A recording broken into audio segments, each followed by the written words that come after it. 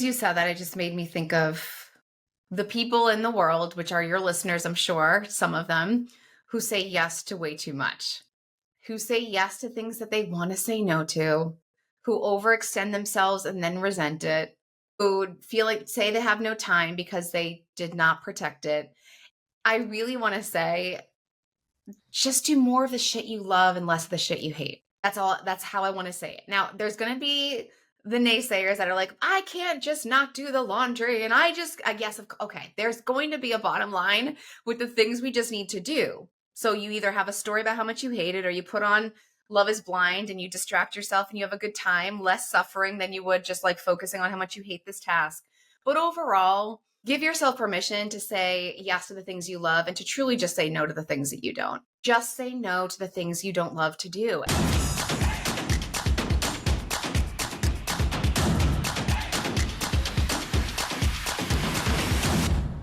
Hi everyone, welcome to one more episode of Pinky J podcast. Today I have a guest. Her name is Dr. Wendy. She is a Stanford-trained positive psychologist and a success coach for female entrepreneurs. She helps women design their most meaningful, intentional, and fulfilling lives and businesses. Utilizing her strengths, values, and evidence-based success method, Dr. Wendy has helped thousands of women worldwide live a life with business they're obsessed with, which is super interesting. Hi, Dr. Wendy. How are you? Hi, thank you for having me. I'm so excited to be here.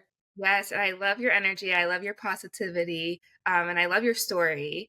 So let's dig deep right into your journey and how did you start all this? How did you become a psychologist, this chapter, etc.? Okay, we're going to be here for a while. So, first of all, I always think it's funny because people will say, like, oh, you're a positive psychologist, or you must be happy all the time. Or I just went into my daughter's classroom last week to read to her class, and we also shared a bit about careers. And I shared how I have the coolest job in the entire world. I shared what that was. And the kids instantly were like, are you always happy? Does that mean you're never sad? And it was such an interesting idea that with having an expertise in the science of happiness, which is what positive psychology is, that there's this idea that you're always happy. Like I'm like some version of a human that doesn't have a whole host or range of negative emotions, which is 100% false. So I have all the emotions. I have the most emotions every single day as a mom of 3, as an entrepreneur.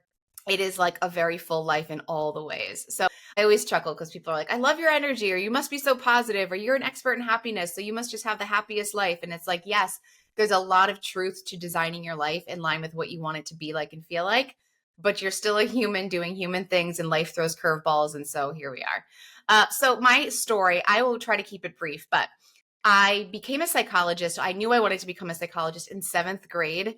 It was my first psychology class. We had a professor come in and teach us about psychology. I thought it was super interesting. And then one of her classes, she came in to talk to us about professions in psychology. So what you could do if you become a psychologist, which is so varied. There's so many things you can do.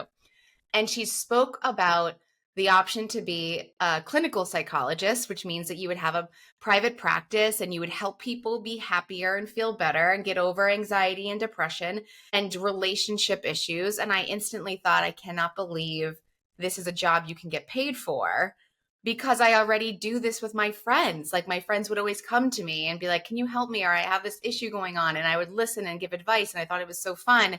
The idea that you could actually make a career of it like blew my mind. So I knew that day, and I never wavered. I just never loved the thought of anything more than that. So I became a clinical psychologist 100 years ago, it seems now, but I think it's more like 15 or 16 or 75. I don't know. And I hung my shingle and I started my practice. And this is a funny story, actually. This is an aside, but as a Stanford graduate, as I went to the Stanford consortium, these 2 schools came together. They created a clinical doctoral degree.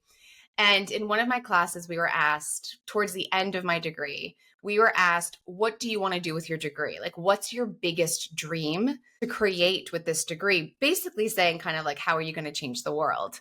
And so there would be people next to me that were saying like, I'm going to start a hospital and I'm going to cure depression and I'm going to all these grand things. And I remember thinking, I don't know if I should tell the truth. When it comes to me, I have to make the decision in that moment. But it was my turn. And I sat there and I was like, I want to make jam and a few babies, and I'd like to have a small private practice. Thank you. Like that was it. And people were like, I felt like you could just hear the record scratch, like you're going to this prestigious school, you're meant to change the world and be this like, incredible, impactful human. And I'm like, jam and babies and a couple of patients would be great. And that's what I did. So I learned how to make jam, which I was like, this isn't as fun as I thought. I made babies, 3 of them very close together, 15 months apart. I had 3 kiddos.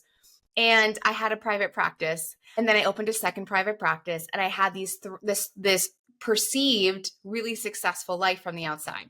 And I was helping people, making a difference. I was overflowing with patients. I had a wait list. I was raising these 3 babies. I had 3 in diapers. It was bonkers. But on the inside, I started to feel disconnected from my passion. I started to feel like my capacity obviously was reduced because all of a sudden life changed dramatically. But also the love that I had for the work I was doing started to decrease. And I started to feel a bit burnt out. I started to feel like this isn't it. Like, this can't be it. I'm so grateful for what I've created. I'm so grateful for the work I do. The meaning is incredible. I love that I'm connected to something bigger and deeper than just a surface job. And it felt like this chapter needed to come to a close or completion because I felt pulled for something else. I was starting to struggle as a mom of 3 at these close ages. I started to struggle with feeling like I was surviving my days. I wasn't really thriving in my days. And I knew that needed to change because I'm just not someone to settle for a life that's subpar. And I started to research psychology and the science of thriving. And it turns out there's a science of happiness. And I was like, I can't believe it. It's the coolest science in the world. Became an expert in positive psychology. And that's when I made the big shift. I said, that's it. This chapter of clinical work is coming to a close. I want to help women go from surviving, checking the boxes, languishing, going through the motions of life to truly living life by design and thriving. So now that is what I do. I help women all over the world create businesses as entrepreneurs that reflect who they are and what they want their life to feel like every single day so that they don't have burnout, they don't reach dead ends where they feel disconnected from themselves, and they feel truly on purpose and connected to something bigger and more meaningful. That's the nutshell. Right. And Yeah. it's so interesting because after becoming a mom, all you do is survive, especially having babies at that like 15 months, right? Each baby, that's a lot.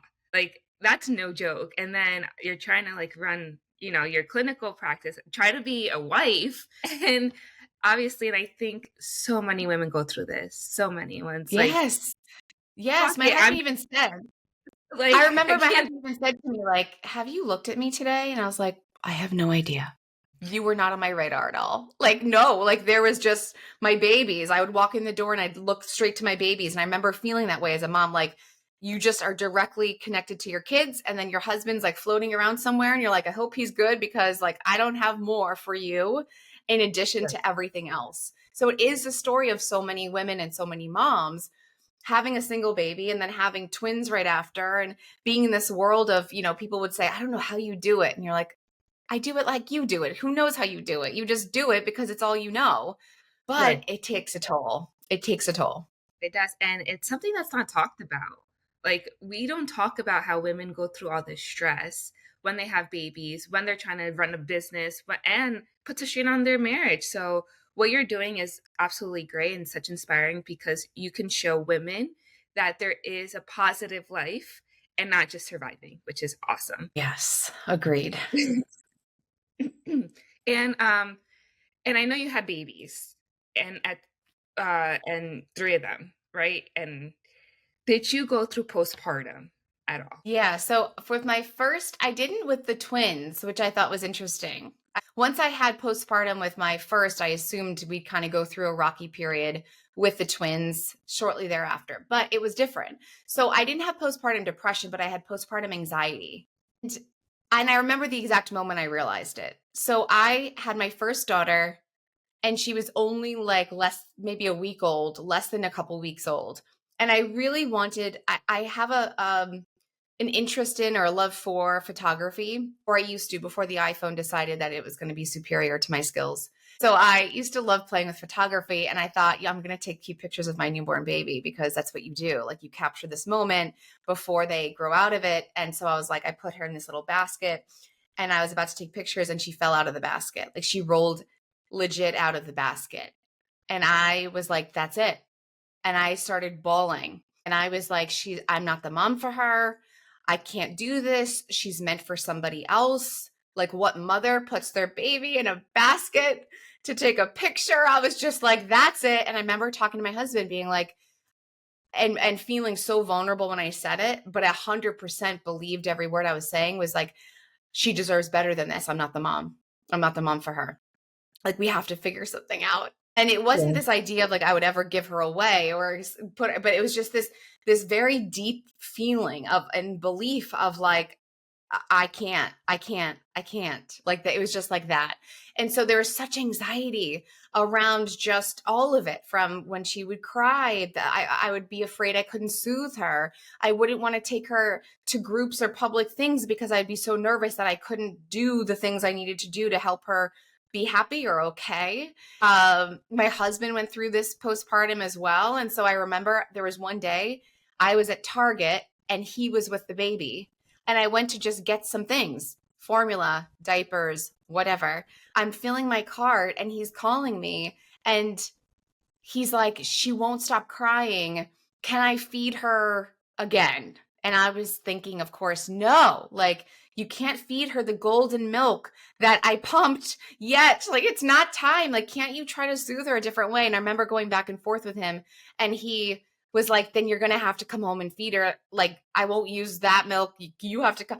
And I just left my cart in the middle of Target and I walked out of the store feeling so like defeated. I couldn't even go to Target for a minute. I couldn't even just feel normal and go get some diapers and come home to my baby with my husband. It was like everything just felt so almost like turned over, upturned in like this really strange way. It was so bizarre. So that was a really challenging period for us. Then the twins came and like none of that happened again. And I was like, where'd it go? Like, why am I not feeling nervous at all? And why? And also, they were different dispositions. So there is that, and that plays a role. But that was a really tough period going from 0 to 1 and then having the anxiety and then having the marriage that was feeling it too. It was intense. Yeah, it sounds very intense. But I'm glad you guys were able to, like get through it. And I know you said your husband had postpartum, which, a lot of people don't believe that actually exists, but he was actually diagnosed by a doctor, correct? Yeah, so we went through this really dark spell where he was really having a hard time adjusting. I was having a hard time adjusting. He was having a hard time adjusting. And we're like, what is going on? And we went to a therapist and we're talking through our thoughts about what's going on. And it really came out in this moment of tears. Like he started crying and he just said, like, I feel like I just lost my best friend. I feel like and it gets me emotional every time I think back to that moment. It's like he feels like I just lost my best friend. Like we were just this invincible, unstoppable, madly in love couple that would always come home from the dinner party being like, oh my gosh, we're so lucky. We are the ones. We're so happy. It's so good. It's so easy. How? And then we had this baby, and she literally, as you know, like they come between you physically and emotionally and all the things. And it really felt like a huge loss. It felt like this loss, like grief. And that was just like such an eye opening experience because most people don't think that men would go through that experience. They think that, it's just for the mom, but it's not true. It's less common, of course, and understandably, but it still was this period of a realization that I never would have guessed that was what was going on for him. I don't even think he realized what was going on. But when we did, it really allowed us to say, okay, hold on a second. Like we need to be really focused on loving and protecting our marriage and our foundation as we grow this baby. And so it really did help us pivot a bit into a place of more intentionality. Okay, wow. That's interesting. how you guys were able to overcome that. Because you know what? Many couples won't. Many couples will just give up, be like, I'm done, like divorce, or, there's just so many other factors I feel like a lot of people go through versus, no, like, let's try to talk it out. Let's try to get through this together, which is very uncommon nowadays. Yeah, that didn't even come across my mind. It was like it was such a moment in our marriage that I knew was temporary. Like this wasn't something that was for the last 15 years, my husband does this thing that drives me nuts. I'm freaking out. It wasn't that long standing experience. It was a trauma to our marriage as we knew it. And so we had to recalibrate. And I knew in my heart that that was temporary and that that would come back to homeostasis, but we'd have to kind of intentionally affect it, influence it, and protect it. And that was what we did. So we made it. We're happy. We're is it almost 14 years married? I don't know. Oh, yes, 14 years married this year. So it's like, we're doing it. We're good. We're fine. The girls are older. It does get easier. Yeah. No, it does. It does. It's just always that, like you said, that little moment in life that happens. And we just have to, try to figure it out, and it's not going to last forever. And I want to circle back to the positive lifestyle now that you have.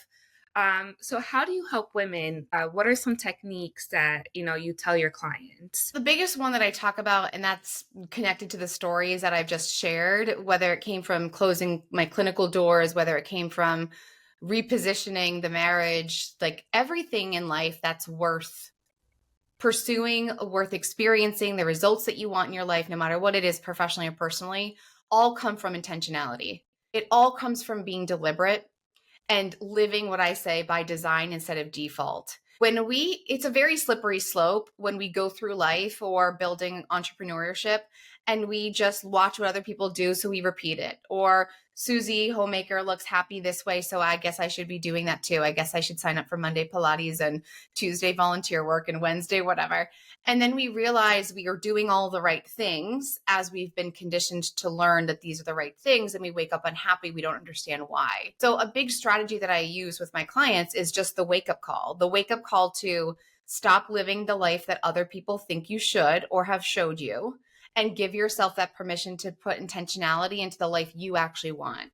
And this is like the biggest message I share over and over again. It doesn't matter if I'm talking to a coach, a nutrition coach, a health coach. It doesn't matter if I'm talking to a mom. It doesn't matter if I'm talking to the other day I was talking to a 10-year-old and I had the same message because it's literally that important to me and so powerful and impactful. It's like, if you live your life by design and you choose you choose what you want, you choose your happiness, you do not let yourself lose touch with who you are. I've had clients that don't even know their favorite color or their favorite food because it's been conditioned out of us. It's like, I don't know, why would I know that? Or why would I care? I'm busy, I have too much going on, I'm stressed, I'm this, I'm that. Instead, it's really about being more intentional the second you realize that that's a possibility for you, and giving yourself permission to say, hold on a second. Like, this is my book. I have the pen. I need to start writing it.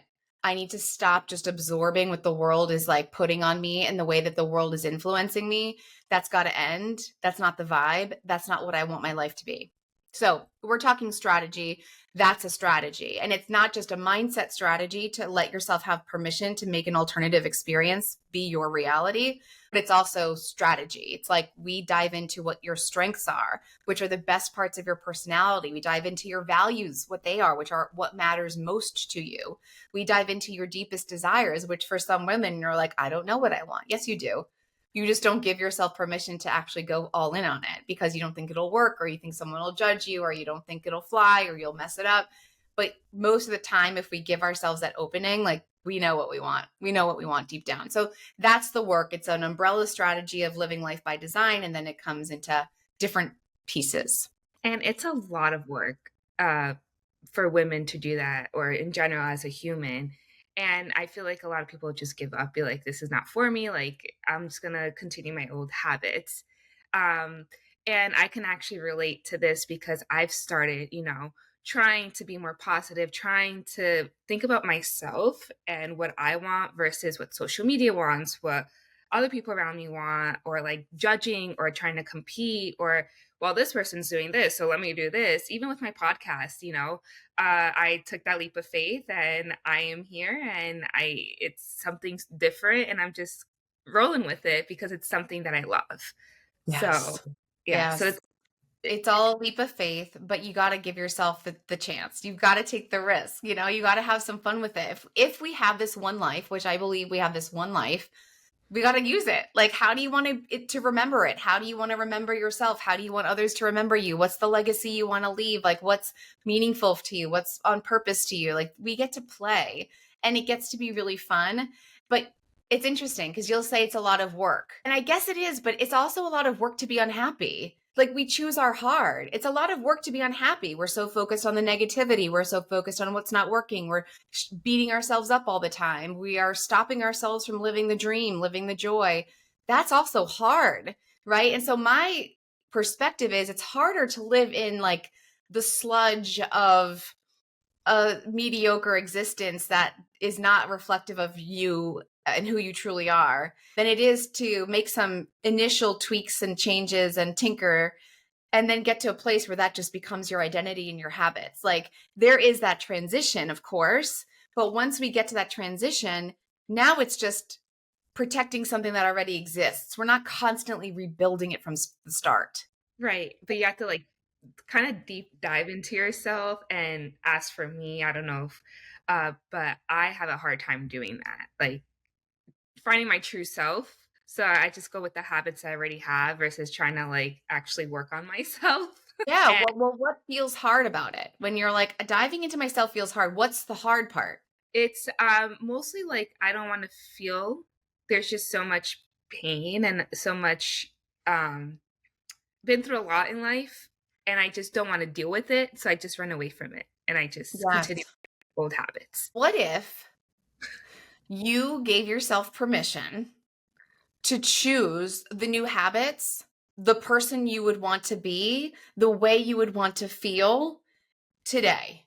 And you gave yourself permission to not go through deep dive, break the beach, uncover every shell, heal every mini big trauma. All what if you actually gave yourself permission to start the habits today without having to go through, I have to feel everything, I have to heal everything, I have to go through pain again, I have to be re-traumatized. What if you actually gave yourself permission to be like, I don't actually have to do that to get here? If they're habits, if we're talking habits, right? And I don't know what you're talking about specifically, but let's say we're talking habits, we get to swap them out. And you get to swap them out because you want to, not because you earned it, not because you graduated from healing to actually get to the new habit. My opinion is you get to choose them today. And you Right. get to choose the identity you want today. And you get to choose the mindset you want today. And that's not this Pollyanna, like everything's rosy. I'm not saying everything's rosy.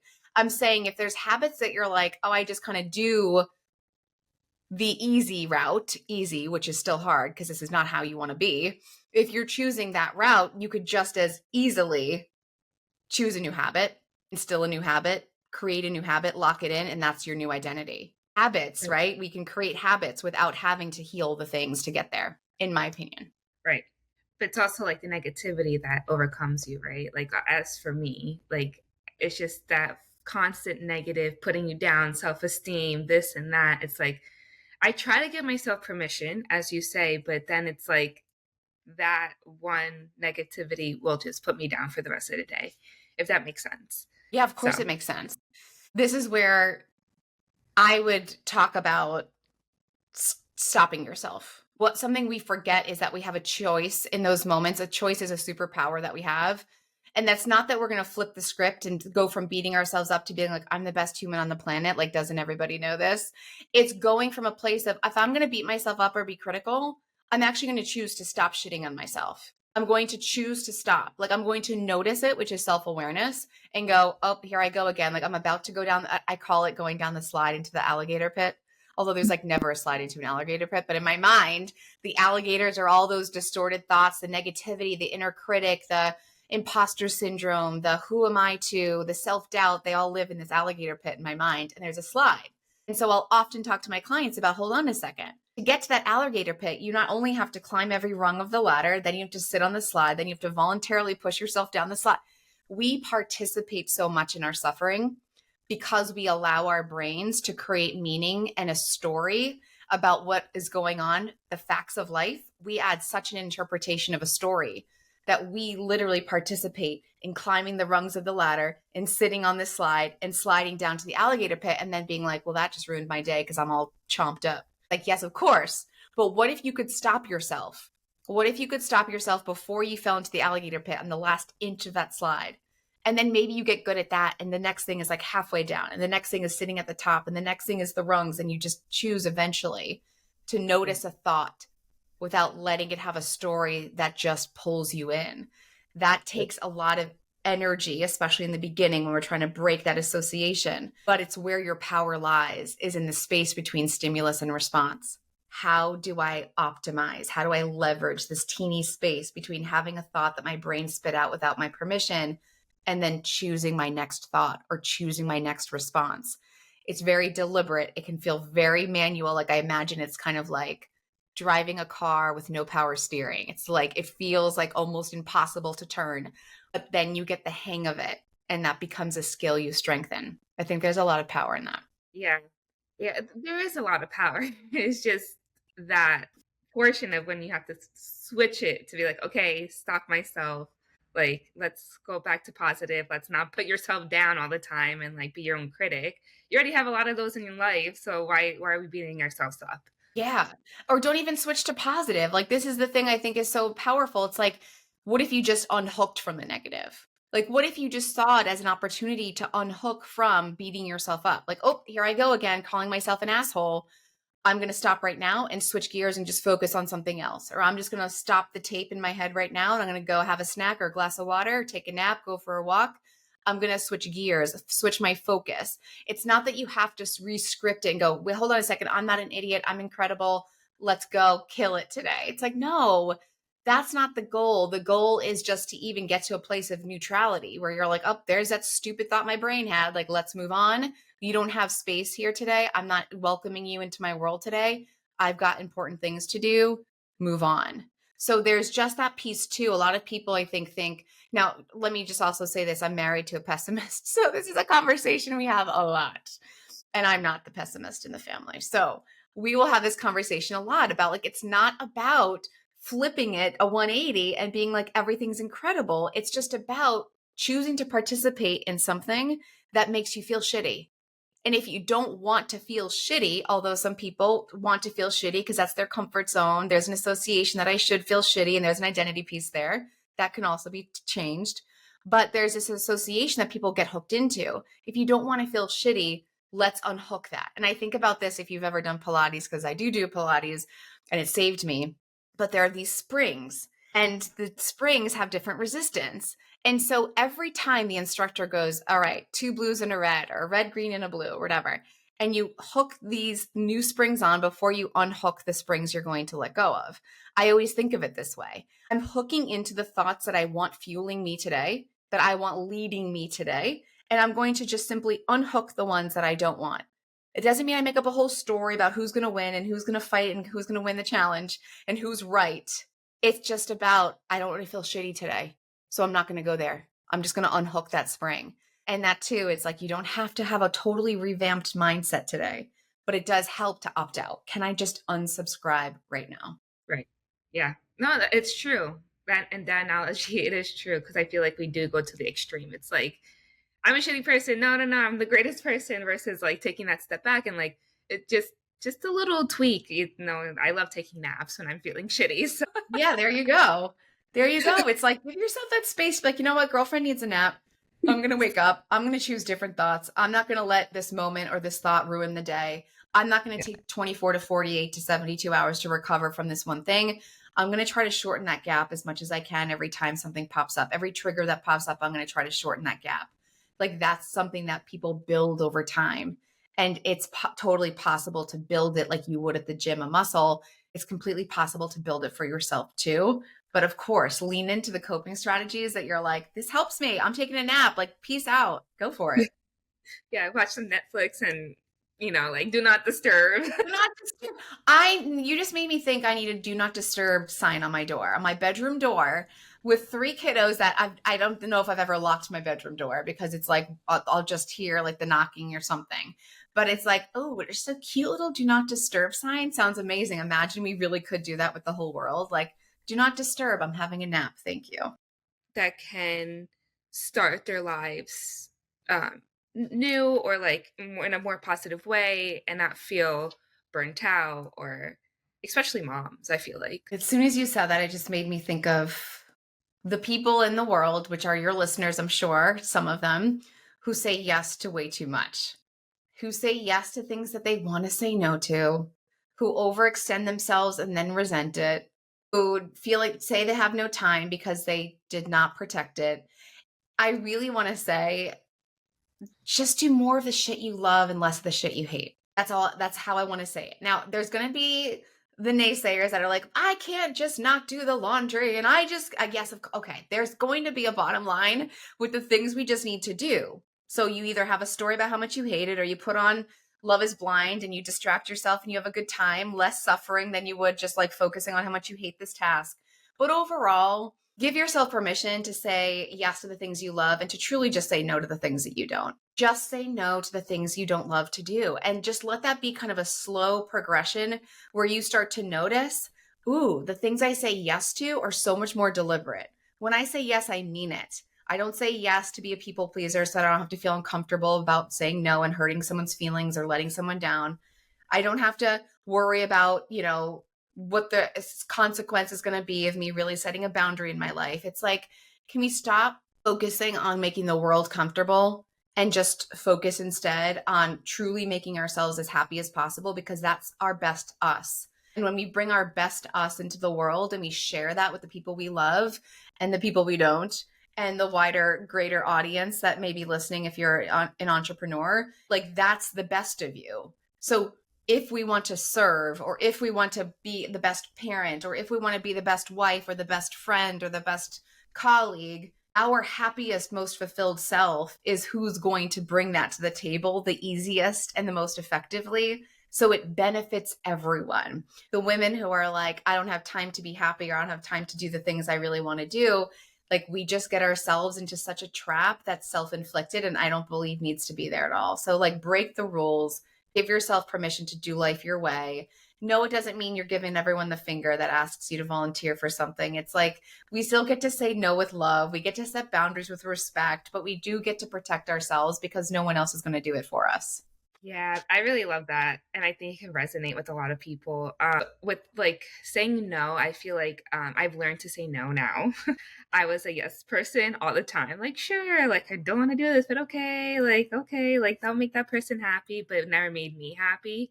Right. But I feel like with my experience setting boundaries and saying no, I lost a lot of friends. I lost a lot of people in my life because they thought I was being selfish. So I don't know if you ever went through that, but that was my experience. But honestly, like I'm happier now because I get to say no. And if you don't want to be in my life, all right, I don't care. Like it's just that boundary I set in my head.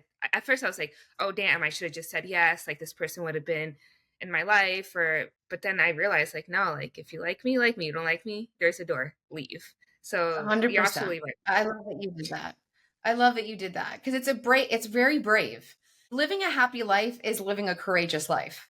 It's not actually for the faint-hearted. Like, entrepreneurship sure as hell isn't. Being a woman sure as hell isn't. Like, living a happy life is truly a dedication to the practice of living a happy life. And that means letting people down. And that means feeling uncomfortable feelings. And that means taking the risk that there's consequences. But I do believe that if people are going to interpret what you're doing as selfish, that's just their own limiting beliefs. They don't understand and they don't need to understand. You're not living their life, you're living yours. And if they're meant to be in your life, meaning I think about it like a match. Like, we go out on a 1,000 dates. We're not falling in love with 1,000 people. So let the people who aren't a match go without the story. Be yourself. People will show you who they are. We get to choose each other. If it's not a match, I wish you well.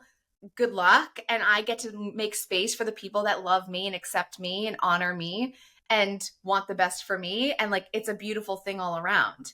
You free up space for them to find their people. They free up space for you to find your people. You get to live in authenticity instead of pretending you're someone you're not, which is misery and a complete trigger for depression. And it works out for everybody. Like, that's how I see it. It's like, just be yourself, be your truth, live your truth. And you will care less. I believe, like, the idea that you're just going to suddenly care less one day isn't realistic. You're not going to wake up today and you're like, I don't care what anyone thinks, even though I spent the last 25 years caring what everyone thinks. But you will wake up one day and go, I'm going to try this. I'm going to set the boundary, or I'm going to say no. I always laugh because I have a girlfriend who asked me to do something, and she started it off with, "Hey, I was wondering if," and I said no. In the middle of her sentence, I was like, "Nope." And I said it with a smile, as I do, and I said it with love, as I do. And she's like, I didn't even finish. And I was like, I don't even need to hear it. Like, nope. And she could not believe it. And she brings it up to this day. And it's so funny to me because it just is my truth. Like, I hear a thing, I'm like, nope. And I don't say it as a way to reject you or disrespect you or to, it's just, no. I knew she was going to ask me to volunteer for something at school or wherever. And I was like, nope, that's not where I'm at today. Like, that's not where I'm at today. There may be the day that I'm like, hell yeah, like I'll be there, like count me in. But today was a no day.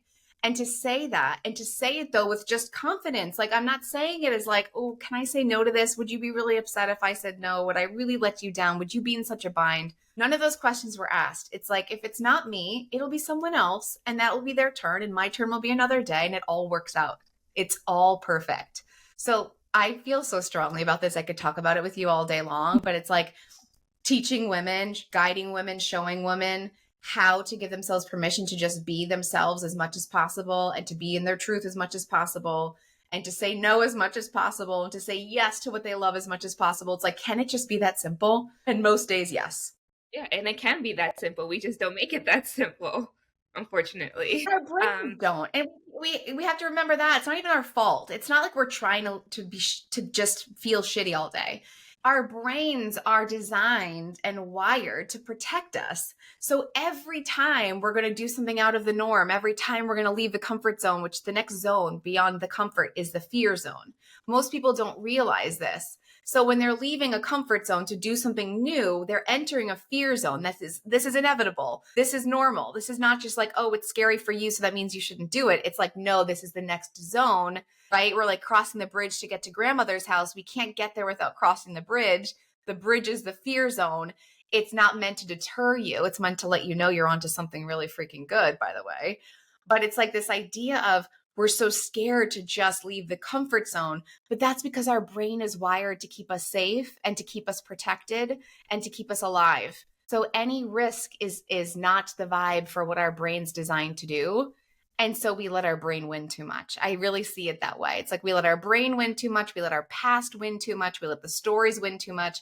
None of them have to be relevant to who you choose to be today. They don't have to be relevant unless you let them. And there was one more thing that you said was, like, people will complain about doing laundry or, the everyday household stuff, like people whine and complain. Unfortunately, like, we have to do laundry, we have to cook. But why don't we find, like you said, put on Love is blind. You haven't watched Love is Blind?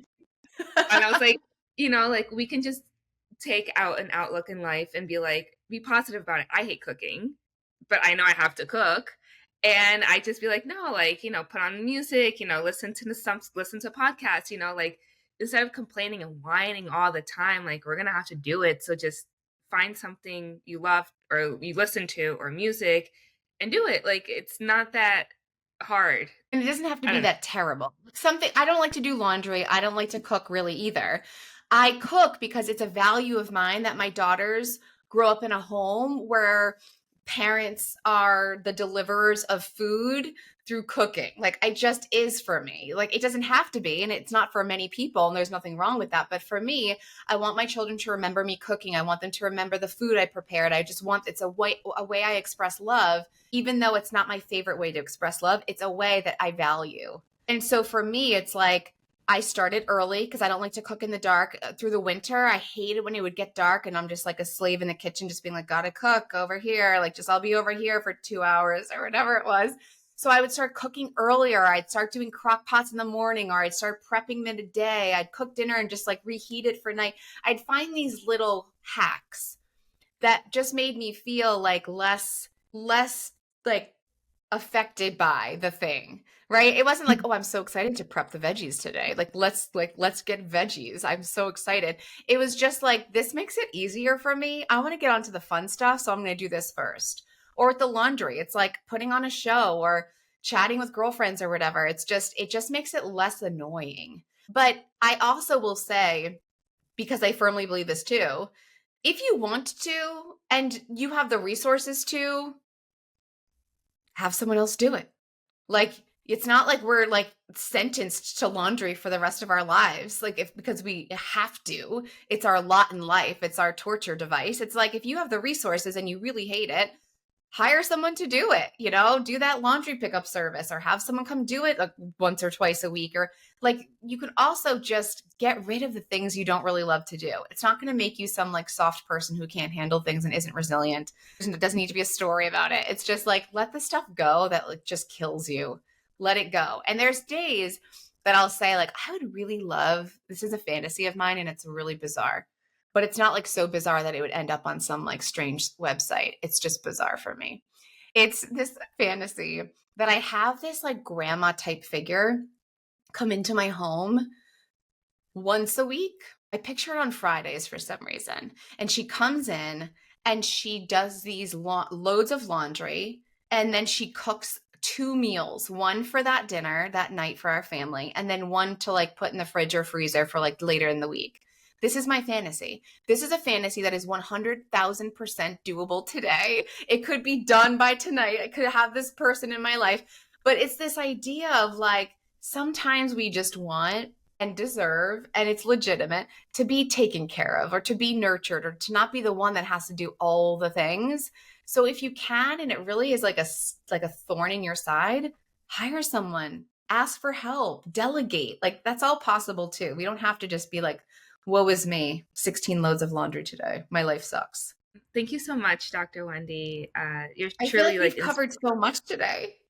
Yeah. So much today. I'm like, where are we going next? Are we going to talk about, I don't know. What are we going to talk about next? We've covered like all of these bases. I love it. Yeah, like in my podcast, I like derail and just go all over the place. I don't have like a set, like we have to talk about That's all so this, fun. like conversation, and and I think we hit so much, and that will inspire like the listeners. So and I think It'll kind inspire of them, or oh, good. Okay. It'll either inspire them or piss them off, right? Like we're one of two ways. Yeah. We're going to have the people who are just like, listen to her, little solution Susie over there. Or we're going to have the people that listen and they're like, yeah, that's actually exactly what I want. Like, thank you for reminding me. So we'll see. Right. Oh yeah. We always have the backlash people that's like, oh, I can't afford to hire someone, or I don't have time to be happy. And, but thank you so much. I really appreciate you being on here. And with that, we're wrapping up today's episode. Thanks a bunch for hanging out with us. If you vibe with what you heard, don't forget to rate, review, and subscribe to keep the good times rolling. And always remember, you are enough, you are worthy, and you've got what it takes to keep positive through your journey. As always, keep living boldly, laughing loudly, and embracing the journey. Until next time, stay fabulous and keep spreading those good vibes.